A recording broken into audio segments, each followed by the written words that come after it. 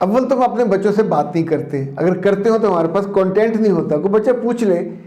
کہ زندگی ہے کیا، دنیا ہے کیا، تو ہمارے پاس اس کا جواب نہیں ہوتا. میں نے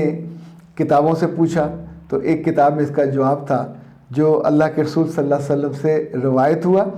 اور انہوں نے جو لفظ استعمال کیے میں اس میں چند آپ کو بتاتا ہوں. لائک معرفہ، اعمال، الحب، شوق، ذکر،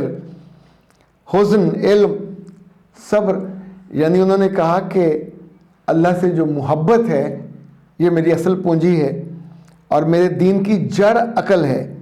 اور شوق میری سواری ہے، اور اللہ کا ذکر میرا مونس ہے، اعتماد الہی میرا خزانہ ہے، اور اندوہ دل جو کبھی کبھی غم آتا ہے یہ میرا رفیق ہے، علم میرا ہتھیار ہے، صبر میرا لباس ہے، رضائے الہی میری مال غنیمت جیسے ہوتا ہے، اور عاجزی میرا فخر ہے، زہد اور تقوی یہ میرا پسندیدہ طرز زندگی ہے، اور صدق میرا ساتھی ہے، اور اللہ کی اطاعت میری عزت ہے،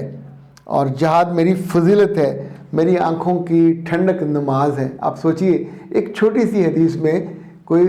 15-16 باتیں ہیں جو زندگی کو سجاتی ہیں، سنوارتی ہیں، اور زندگی کا پورا